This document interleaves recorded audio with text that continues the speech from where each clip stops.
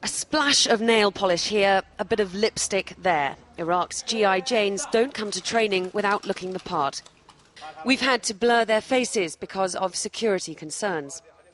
In 45 days, General Samir Mehdi expects his new female recruits to be confident with a gun and to understand the basics of combat. A lot of them will work in administrative jobs, he tells me, but a number of them will be searching women at checkpoints. In 2008, the number of female suicide bombers spiked when extremists realized they could easily hide suicide vests under women's long flowing robes.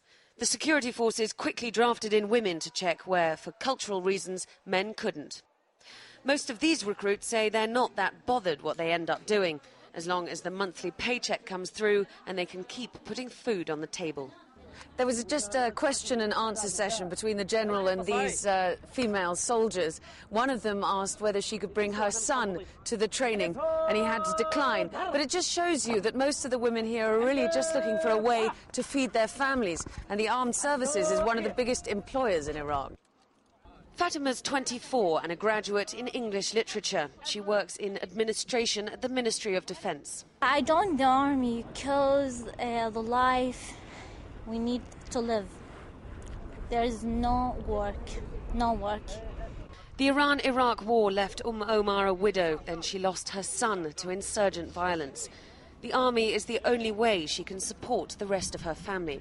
It used to be my son and 3 daughters, she says, and now also my mother, who's elderly and needs support too.